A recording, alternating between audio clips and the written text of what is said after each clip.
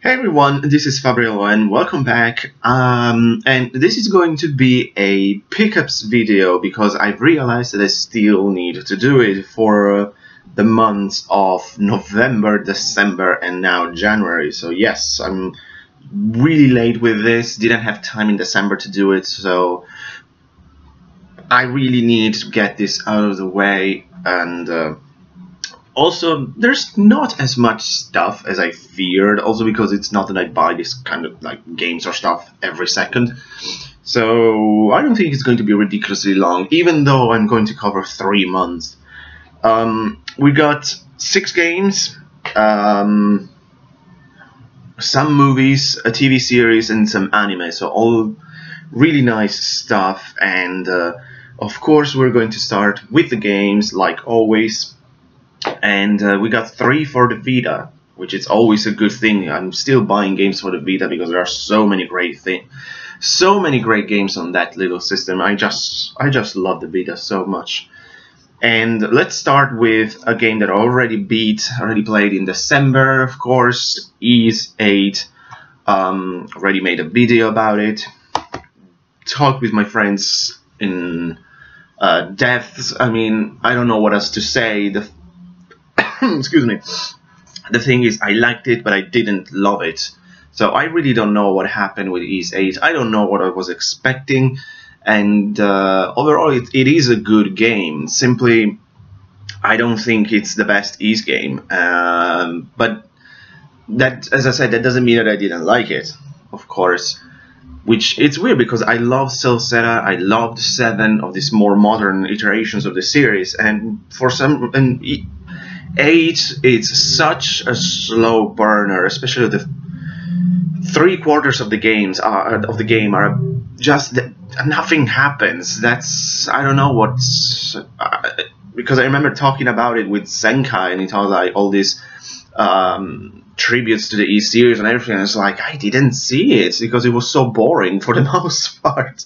But it is a good game, highly recommended. I think a new translation, it's coming maybe on the PS4 or something. It's also going to be released on the Switch, which is a good thing. So you should definitely play Ys VIII. I mean, it is a good game, as I said. It's simply definitely not my favorite Ys game. I mean, it's kind of my least favorite, which of course you can argue, being an Ys game, it's better than most games. So even though it's not as good as, say, Ys Origin or the old ones, it's still a really good game.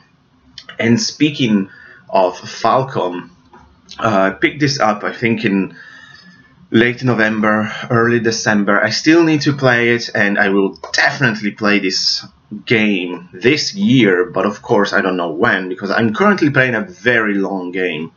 So we'll see what happens. But Tokyo Xanadu, I was really anticipating this one. I was super curious about it, to return by Falcom to the Xanadu series, which is a classic from then. I know this is an action RPG, and I'm very curious about it.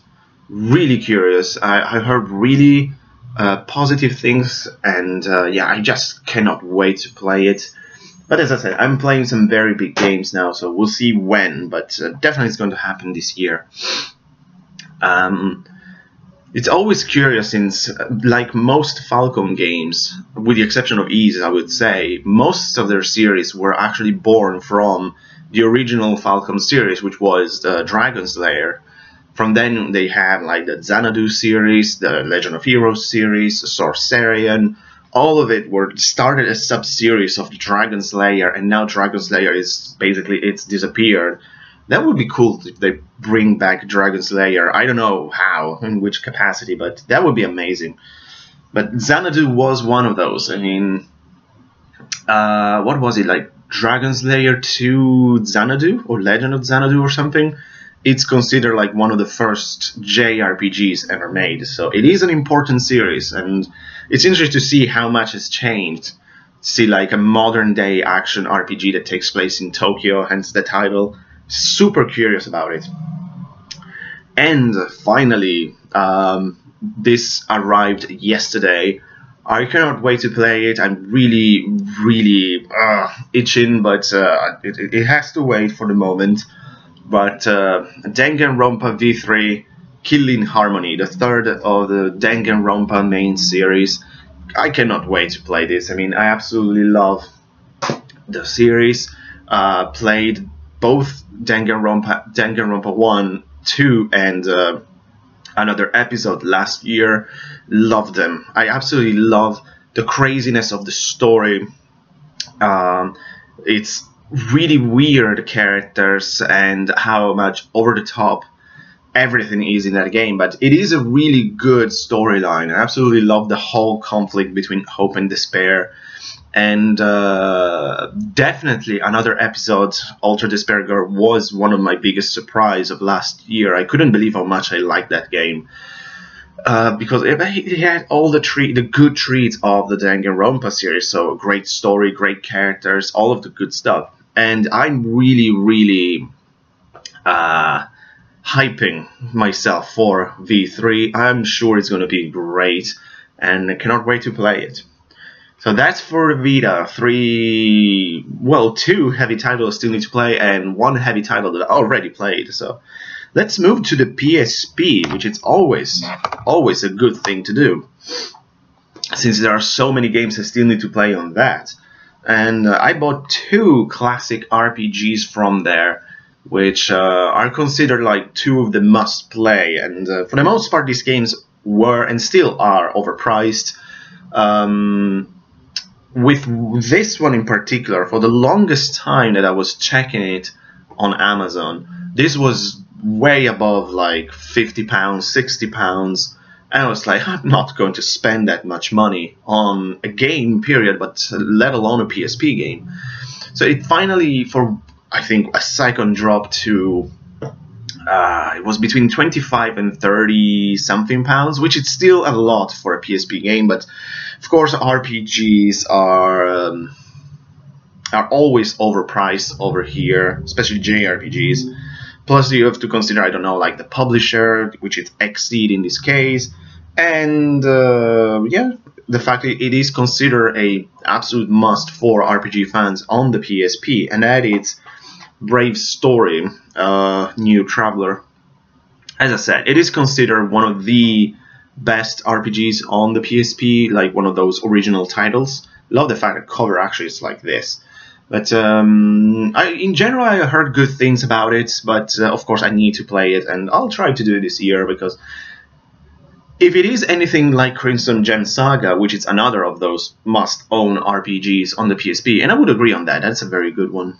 It's not as long as I fear, because I always have this feeling that PSP RPGs has to be long, like, I don't know, 60 hours and stuff like that. We'll see, maybe this one is, but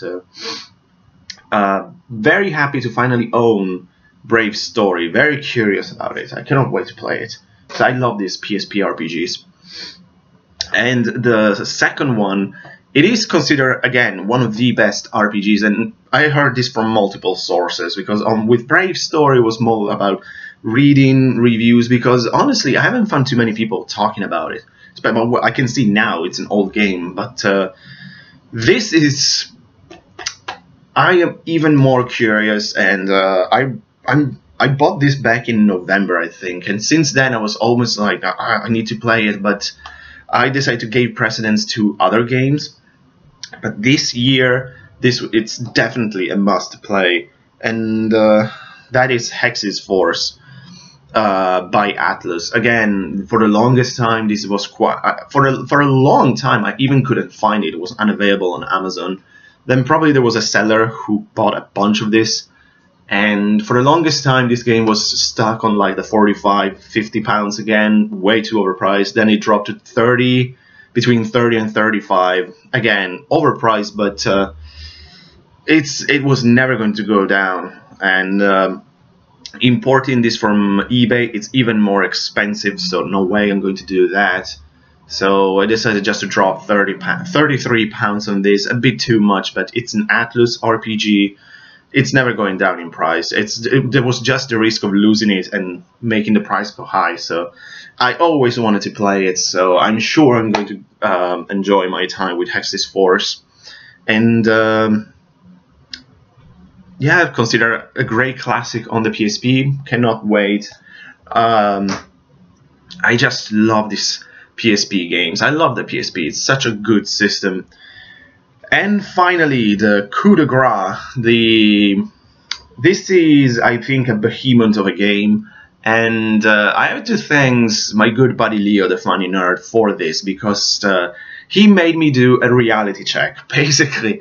Because I was really dragging my feet with this game, saying, no, I want to play this on this specific system because that's the way it should be. But then it's the Wii. So you might guessing what I'm talking about. But then he says, like, dude, when are you going to play the Wii? And it was right, because then I thought, yeah, I never play my Wii. I have a Wii with like more than 20 games or something, but I never play it because A, it's not with me, and when I am in Italy, where my Wii is, I always give precedence to, I don't know, PS3, PS4, PS2. I have so many other consoles there that I don't have the time to play on the Wii, even though I would like to. So of course, I'm talking about Xenoblade Chronicles, and I still haven't played this game because my stubbornness say I want to play on the Wii. But again, I'm never going to, or at least I don't know when, and that's a shame because this is one of the most beloved, highly regarded RPGs of all time, in a way, of the 2000 basically, and I don't want to skip this. I really want to play this game. I've always wanted to play it since it was released on the Wii, but of course I was waiting for it. Because of course, like, first of all, for the longest time this game was super overpriced, and then the prices are it's not cheap now, but it's affordable.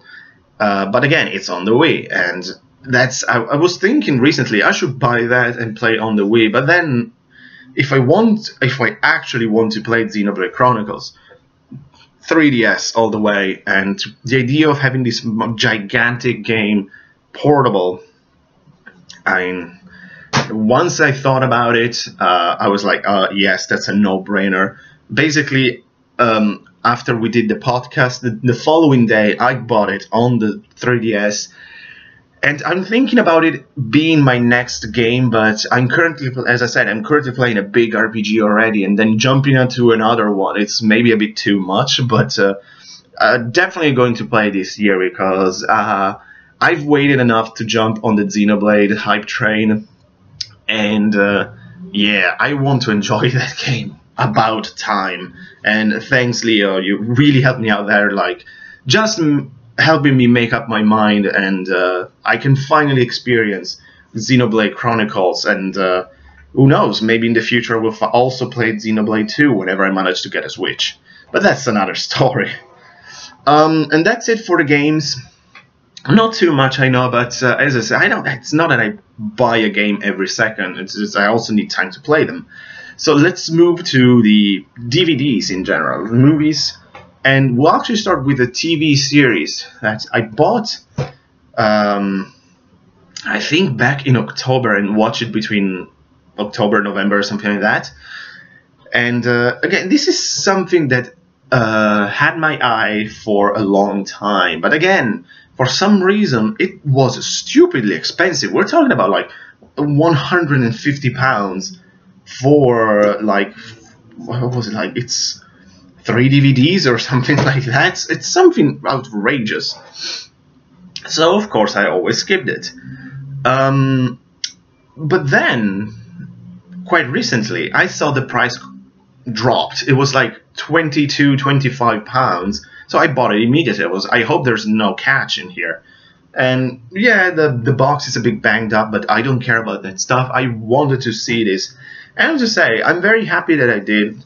And the series is Sports Night. And the funny thing is, even though it's called like that, sports, it's not really the main the main theme of the series, even though it takes place, like the characters work for this sports channel, but that's just the what's the word? That it's just the pisses me off when I cannot remember the word. Well, never mind. It's the fact that it's about sports. It's irrelevant for the series because, of course, it's made about the relationship between these characters. And I have to say, this is a really, really funny show. Highly recommended if you never watched it. Especially the two main characters, these two. So Josh Charles and what's his name? Peter Krause. They are very funny. The other characters, especially the girls, like Dana and what's her name? I haven't watched in a while now. I devoured this.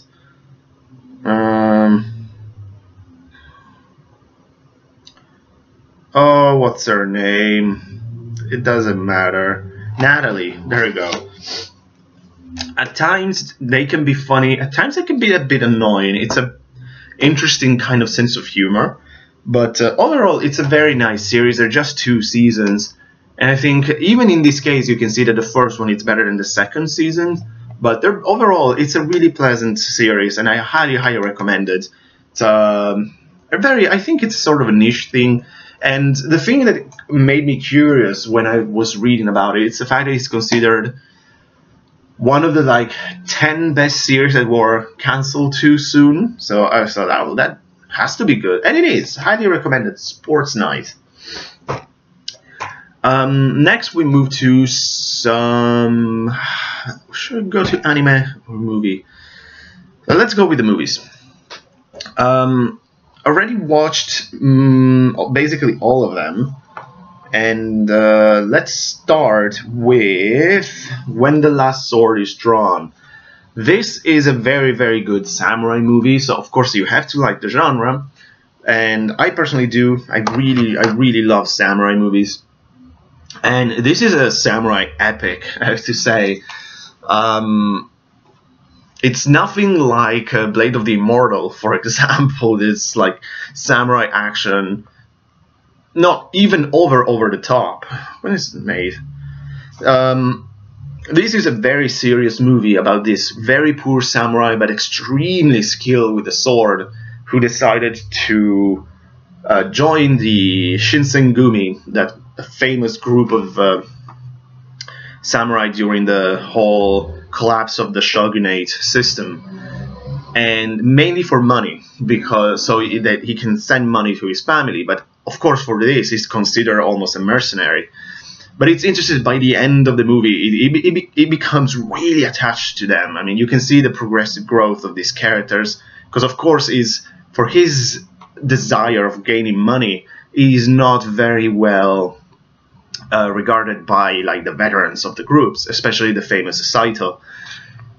And it's very interesting to see the relationship between them, and the sword action, it's great. There are all the themes of a great samurai movie. This is really good. It is quite long, and I have to say, the final part of the movie, it's a bit too slow for my taste, even though it's good, because it's mainly the character, a monologue, almost thinking about, how can I say without spoiling it, thinking about like his situation, his family, all of that.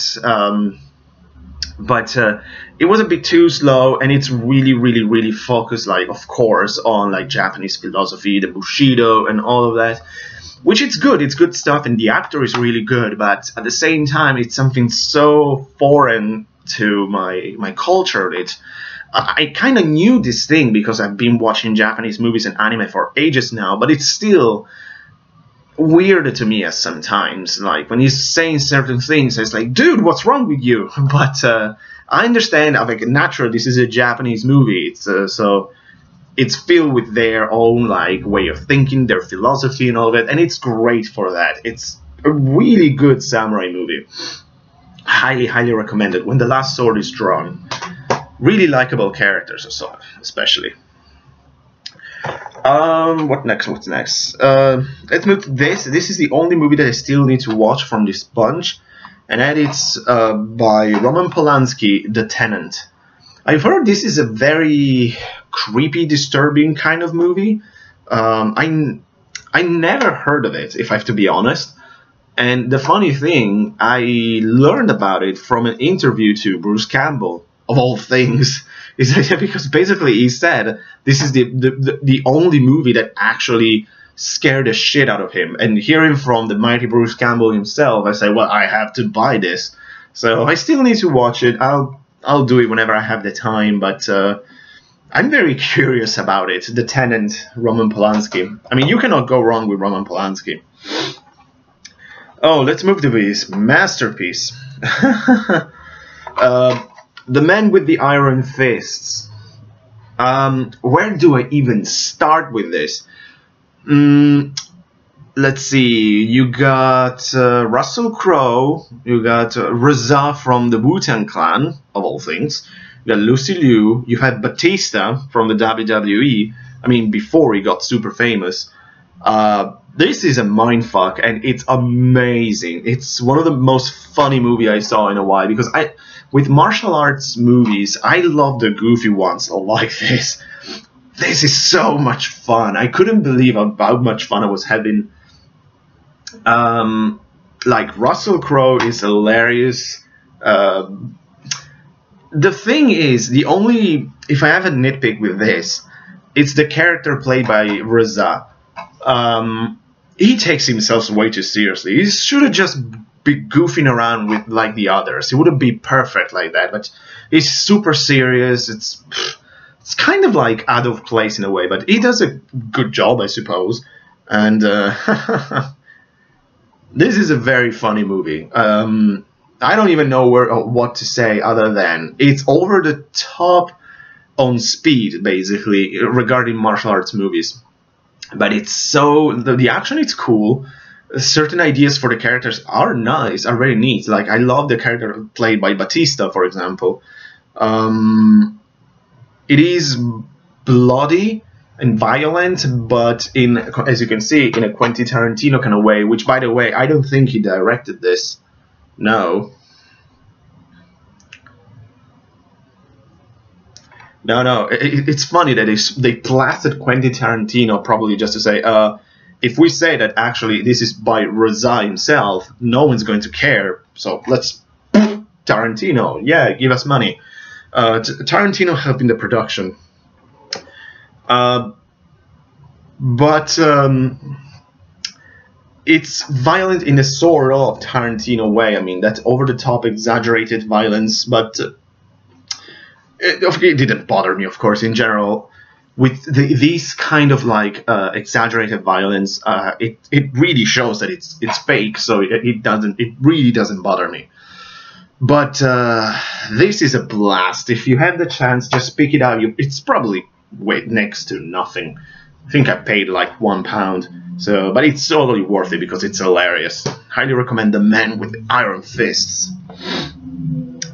Next, this was a Christmas present for my amazing brother, and a movie that I always wanted to see, but always kind of not forgot, but say, oh yeah, sure, I know, I'll go and check it out whenever I can.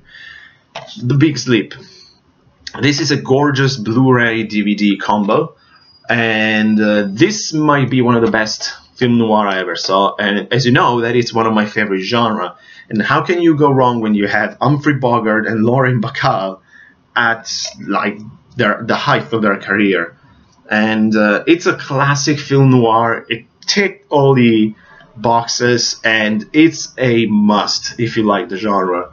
It's gorgeous. You got like the investigator with the trench coat and the fedora. You got the femme fatale. You got the rain. You got the shadows. Everything. It's phenomenal. It's so good. A great story of blackmail and corruption in the post-World War II Los Angeles. So, film noir to its best. And Yeah, so good. Absolutely a must if you are interested in film noirs. And finally, in terms of movies, this is interesting because I've been looking for this specific DVD for, I would say, 15 years or something like this, but for some reason, it was very hard to find because I wanted the Italian DVD. The movie is, as you can see, it's The Great Race by Blake Edwards. This is from 1965, I believe. Let's see. Of course, I cannot find it, but I'm pretty sure it's from 65. And the reason why I looked so desperately for this, it's because this is kinda my favorite movie of all time. Yeah, because this is also one of the most nostalgic movie to me, since I watched this when I was a little kid, say like 3 years old. Since then, I think I saw this like, I don't know, 25 times or something like this. It's a super funny comedy. Of course, it's old school comedies from the 60s. But when I watched it as a kid, and I rewatched it recently, it still works. It's still hilarious. And it's a masterpiece in comedy. It's so good. But the thing is, what took me so long is to find the specific Italian DVD, because I think this movie is basically unknown now in Italy. I remember in my city there is a DVD store which is historical in a way. It's famous, but like I really don't like it because like the owner is a very unlikable person. I really don't like her, and the prices are crazy. I mean, be prepared to spend at least between 15-30 euros for DVDs there. So I was always like, I'm not doing that. And this place has always been around, but I always avoid it because I don't like it. I always go to another excellent DVD store where I found this. And I remember quite recently, like let's say 1 year ago, talking with the owner of the store that I don't like. She was like, no, you're never going to find it. It's extremely, like, it's out of print, whatever. So, okay. I kind of resign myself and say, I'll never find it on DVD. Apparently, it's that rare for some reason. Of course, this Christmas, I kind of, for some reason, I was walking around the other DVD store and I thought about it. It's like, let's see if they have The Great Race. You never know. Of course, they had it. And it was like 3 euros. So I say, fuck you, lady. And I bought it, rewatched it, and it's amazing. It never gets old to me. Of course, there's a lot of nostalgia with this, but if you never watch it, give it a shot. It's really funny. It's, as I said, it's very old school, but how can you go wrong with a cast like this? You've got Tony Curtis, Natalie Wood, Jack Lemmon, who, by the way, it's potentially, again, my favorite villain of all time in movie history as the legendary Professor Fate, which, interesting enough, it was the inspiration. This movie itself was inspiration for Wacky Races, the Hanna-Barbera cartoon, and Professor Fate was the inspiration for Dick Dastardly. So a little trivia for you there. The more you know. But this is a fantastic movie. I can watch this all day. I can talk about it for hours. So let's just move to the last item, which are some anime, which is always good. And when I bought The Great Race, I was looking around, and this is a series that always caught my interest, but I never had a chance to watch it. And I decided to give it a shot because I knew that these new DVDs have been printed, and that is Eureka 7. These are some gorgeous DVD, and it was a steal. I paid like 20 euros for this, for both of them, and 10 euros each. It's insane. And I already watched the first one. There are still 2 boxes I need to buy. It's a big series. It's like more than 50 episodes. and it's really, really, really good. Highly recommend Eureka 7 if you haven't watched it. Even though I'm not the biggest fan of like mecha and stuff like that, but this series completely blew up the water to me. I'm well into the second part of the series. Amazing characters, really interesting moments, a very interesting world, very original to say. And the cool thing is that both this also has these small booklets, which are also like art books. There's all this drawing and information about the characters. Let's see, like this gorgeous art. It's a really interesting series, and yeah, I'm so happy that I finally got into it, because as I said, I was always curious about it, but then I saw like, well, mecha, I don't know, I don't care about that stuff too much. But I also read and heard that they're really good in terms of character development and all the good stuff. So I decided, what the hell, since it was so cheap and so gorgeous, I couldn't say no. So there you have it. Pickups from November up until now. So a bit of everything, like always. And definitely let me know what you think. And I'm very tired. And thanks so much for watching, guys. I'll see you next time. Take care.